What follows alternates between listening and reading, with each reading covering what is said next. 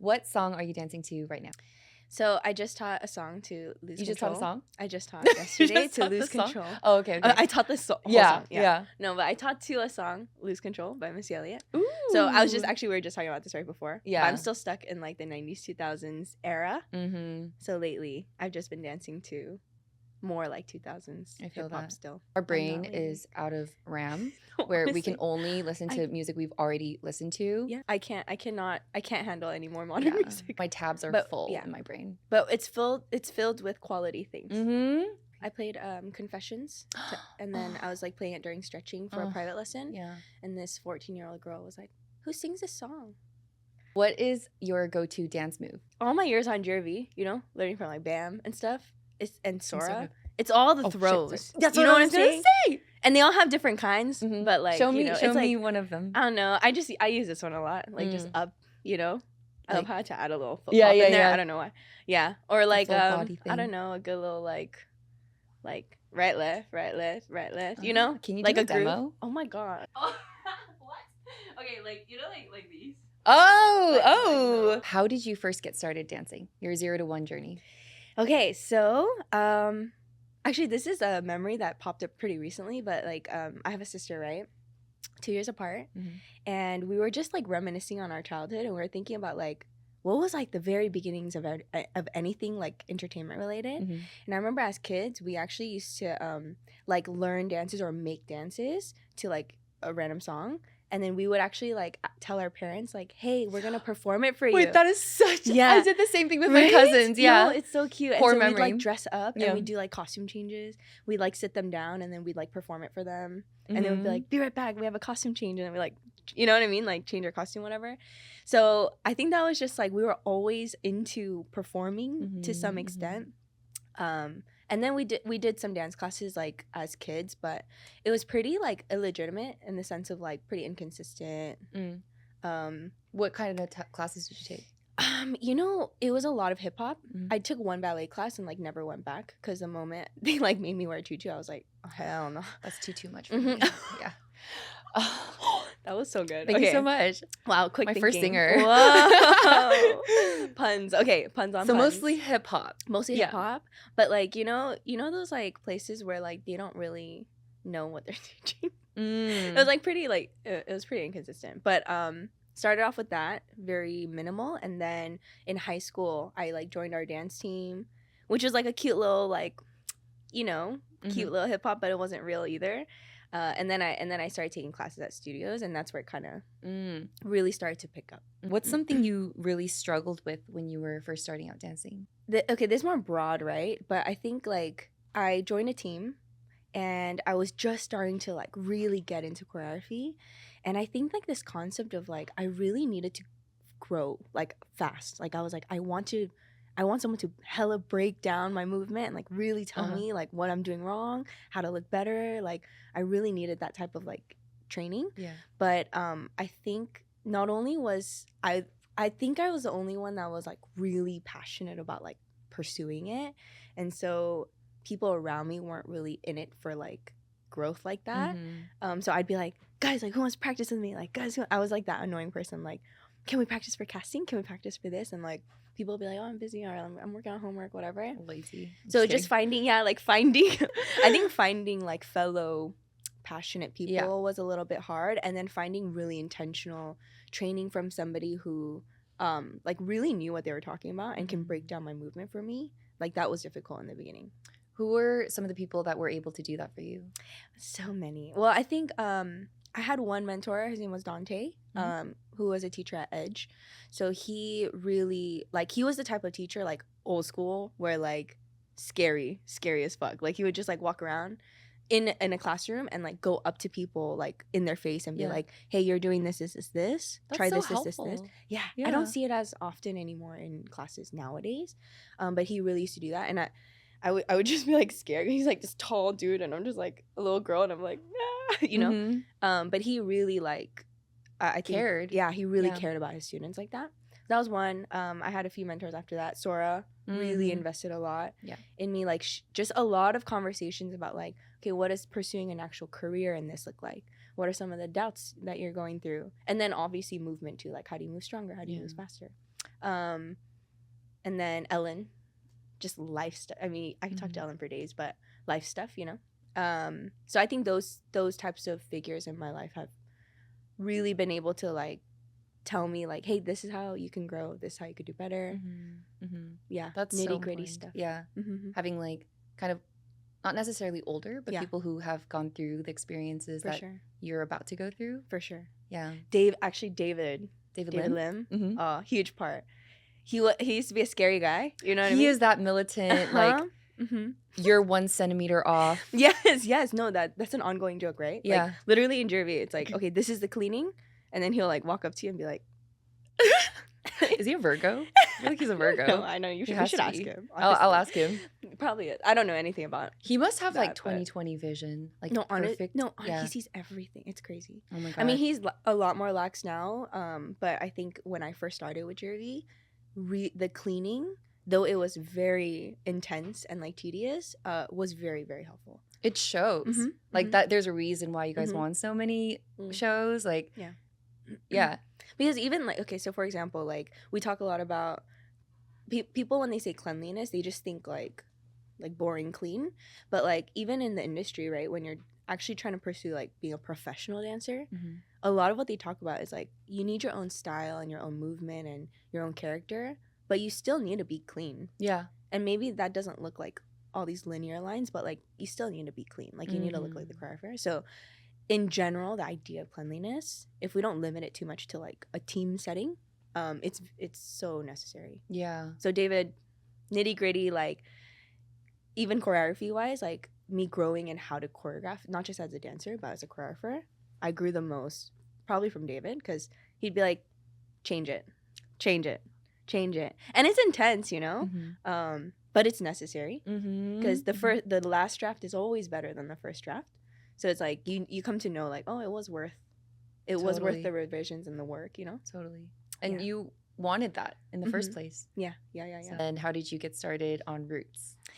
Okay, so Jervy was a long time ago. Yeah. I joined Jervy in 2015, which is already 9 years ago, which is kind of crazy. Roots we opened 2019. So in between that time of 2015 to 2019 was me really building myself as a choreographer, teacher. A whole journey, lots of up and down, and like really solidifying dance as like a full-time thing. I think that was what that was focused on at that time. And then 2019 was kind of like this very, I would like to say, spontaneous decision from me and Deanie, my sister. Like we were like, you know, what do we know how to do? And we are like, well, we're both dancers, so why don't we just try opening a studio? And it was very like not really thought out in the beginning. Of course, every dancer's kind of not every, but a lot of dancers' long-term goal is to own a studio. Right. But for the most part, it's very much like, oh, when we retire, like later on after our dancing is done. So we didn't know that we'd started this early, but that's kind of just the journey of, it started off spontaneous. Then came the realization of like, oh no, this is a whole ass thing. Like we need to learn how to do this well. Yeah. So it was like a reality check of like, oh, it's not easy. Like being an entrepreneur is not easy. Being a small business owner is not easy. Being a boss is not easy. You know? So we had to actually learn everything from scratch, from like social media, graphic design, like just like finances, like all of it we had to learn from scratch. And then here we are, 2024. So COVID was rough. Because you guys opened right before? Yeah, right. Yeah. We celebrated our 1 year anniversary. And they were like, hey, 1 year. And then COVID happened. Oh my God. Yeah. What did you guys do during COVID? Honestly, a lot of it, we were almost closed down. But a lot of it was just like trying to keep up with rent, which we got some forgiveness for, but we did a lot of private lessons and paid a lot of stuff out of our own pockets. A lot of investment that way. Yeah. But yeah, we really couldn't do anything though. We couldn't do any type of group classes. We weren't established enough to do online classes yet. So it was just vacant space for a while. Oh my God. Did you have like anxiety? Like, oh my God, is this just going to die? You know, weirdly, like, of course, like, there were some concerns, and when we initially talked about maybe closing down, like, sure, there was some fears of, like, oh man, I don't think we can survive this. But I'd like to say, one, like, God is on our side, because it was very humble beginnings, right? We started off pretty small, so I think with the size of the space, it was actually quite manageable. Like, I think if we, because everyone wants the biggest, best thing in the beginning. The sexy, big, the most successful version. Right. If we had started off with a big space, we would have closed down for sure. Right. But the fact that me and Deanie, 2 people, can work extra to pay off rent out of pocket, like, that's what helped us, basically, right?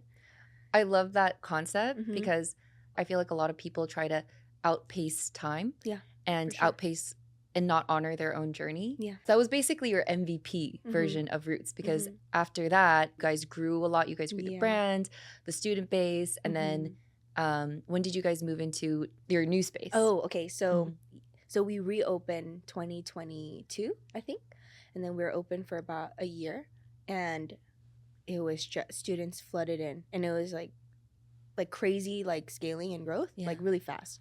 We moved to our new location in June of last year. I was at the soft opening. Yeah, I know. It's so beautiful. It's so big. There's multiple rooms. There's a little lounge area. Like, it's so nice. We focused a lot on aesthetic, because we were just like, dude, we want it to be like a kick it spot. And especially being in LA, like, we wanted it to just be like a spot where people want to be, you know, not just like take class and bounce, you know. So that's been quite the journey, but it's been good. It's been good. Yeah. What are operations like now? Because before, when you were doing everything, that's definitely not sustainable. So how did you delegate, hands off, and then oversee and do more overseeing? We're still working on the overseeing part, because it's weird. Like, we're in a stage where we're growing really fast, where 2 people can't do everything anymore. So we have to kind of delegate and offload things to other people. But we're still small enough. Like, we're still considered a small business, where we don't have we can't even afford like a full team yet, right? So it's kind of this weird transitional period where me and Deanie still do everything, almost everything. Oh my God. And then we're like slowly trying to onboard individuals to help us. And we're currently building a team now. That's amazing. Yeah. I'm imagining like the contrast between, because a lot of the time when we do dance stuff and then we put out dance content, it's super glamorous. And then, but most of the time, especially for you, like, you have like admin work. It's very unsexy. So like, you have your hair in like a messy bun, like you're on your laptop for like the 7th hour, and I can imagine like the 2 extremes. Definitely that. Thank you so much. I feel so seen. No, but it's funny because me and Deanie, like, we tell each other, like, we don't want to give up our own dance careers for the entrepreneurship part. I think there's a beautiful part of meshing the 2. I think that we're experiencing that too. But we also want to be a little bit ambitious and not let one take over the other. So definitely there are days where we start off the day, Roots admin work.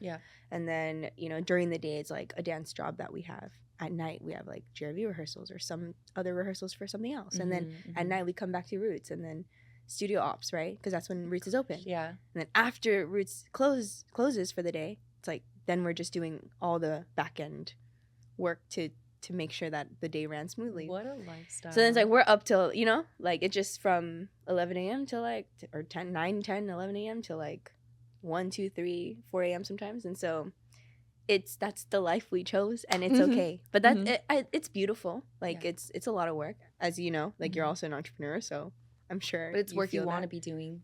You love it, and that's why you choose to do it. So speaking of dance work, another question. Yes. What was the most memorable dance job you've had, and why?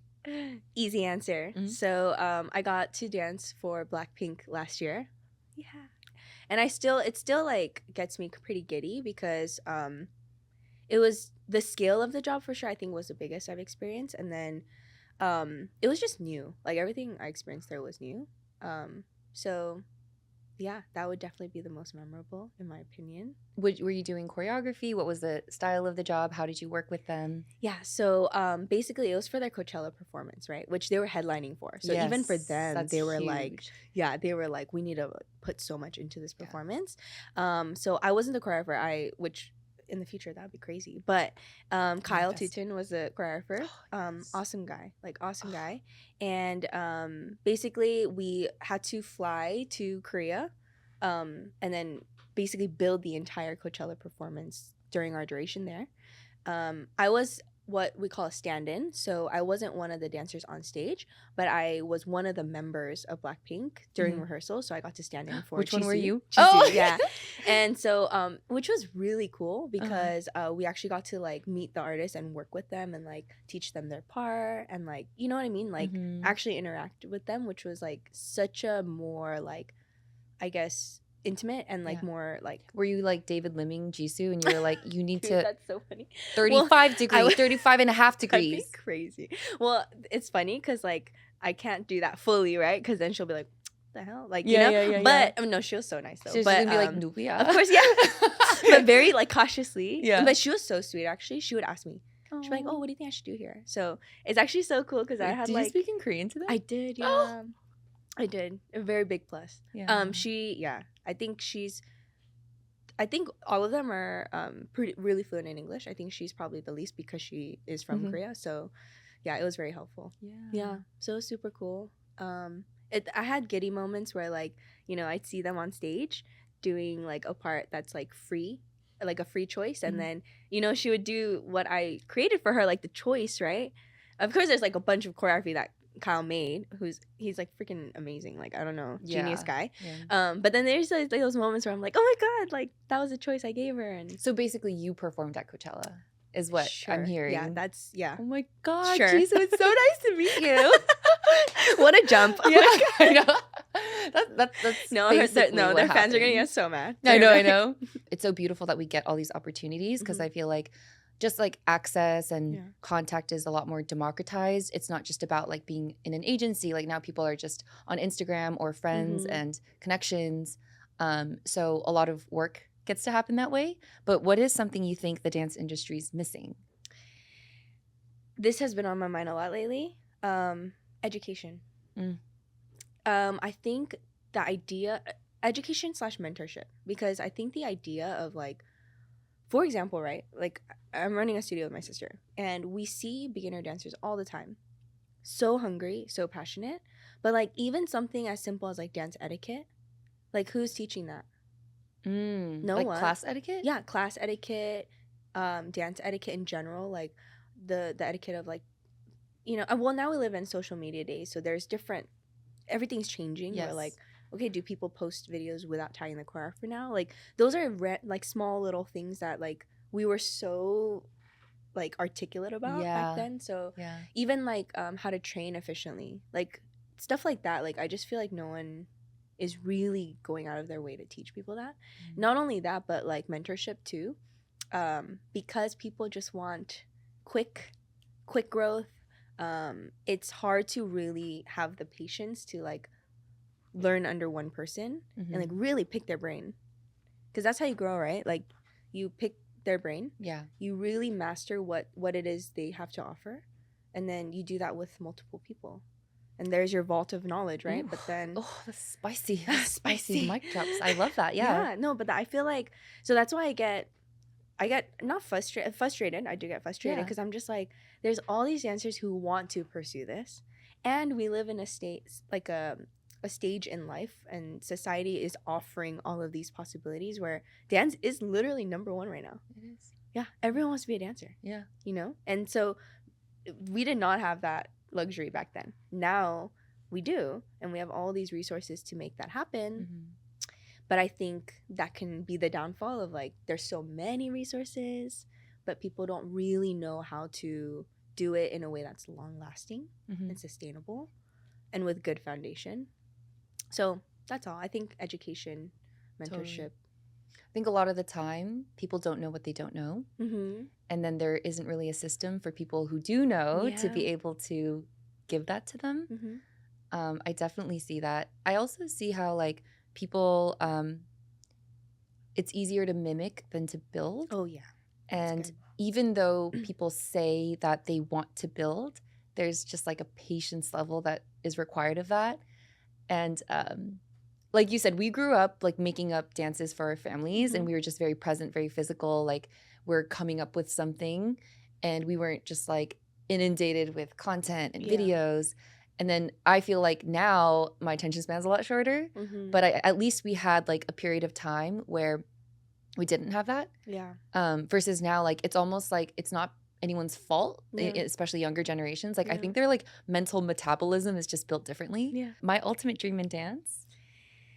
Ultimate dream in dance. I think to make a lasting impact. I know that sounds like all cushiony and fancy, but when I think about like, oh, what's like the epitome of like a successful dancer?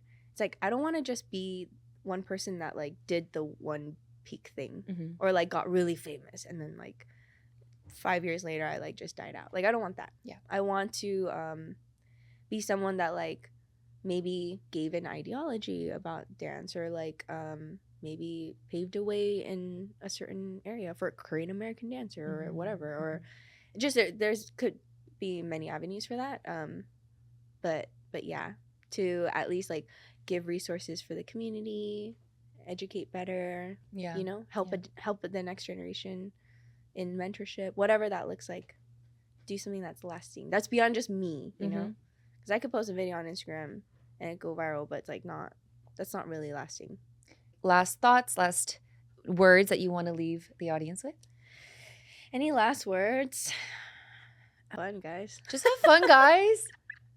Just try stuff. I think a lot of what we talked about today is like, you know, all the whole like identity stuff. Like we attach ourselves to like all these labels and stuff, you know? Like I could talk for days about, oh, my experience as a dancer, my experience as a choreographer, my experience as a business owner, whatever. But then that's not all to life, you know? And then everything you're learning outside of life bleeds into the things that you're doing. It can actually bleed into new things that you want to do, like cinematography. So, you know, it's all about like just being a good version of yourself and trying new stuff. I like that. And not taking it too seriously. Just exploring. Yeah. One of my favorite quotes is be a river, not a reservoir. Because a reservoir is like, it's still, it's confined. That water runs stale, but a river is constantly moving, constantly like bringing in new things and expelling old things, and it's just in motion. Yes. And I feel like sometimes like I know I'm depressed when I feel like a reservoir, and when I have momentum, when I'm like trying things, making mistakes, learning things, meeting people that suck, meeting people that are awesome, like all those things are just life. That's such a good analogy. Oh, thank you so much. Because you don't think about it, you're like sitting on a raft in a reservoir, and you're like, imagine you spend 5 hours there. You're like, and then you so leave, boring. and then you're like, all you can see is like, that was really boring. But would you rather have that, or would you rather have like whitewater rafting? Oh shit, exactly. I fell off. All the freaking waves and stuff, like, and then you leave that and you're like, that was scary, that was hard, but that was quite an adventure, you know? Yeah. And then at the end of the day, it's like, that was fun. So we'd much rather have the fun. Yeah. Well, we talked a lot about like dance, right? So thanks, Mom and Dad, for just like being supportive parents, because, you know, Asian household, I was very lucky to have supportive parents. So I think that played a huge part in the freedom I have to do what I love to do. Thanks, Deanie, for being a really good sister and a business partner, life mentor. You know what I mean? Just like, yeah. And I think lately I've had a lot of gratitude for my students who, you know, I've been teaching a lot lately, but I've really been seeing like consistent people who are just like, yo, I'm all about what you have to teach. And the like way that mini Eileen. Yeah, and it's just like, you know, they're so hungry to learn like what I have to offer, and it makes me feel so like valued, because it's not about how many people, it's about the quality of like what they're trying to learn. So thank you to students who have just been very supportive and consistent. I love y'all so much. Roots staff and community overall in general.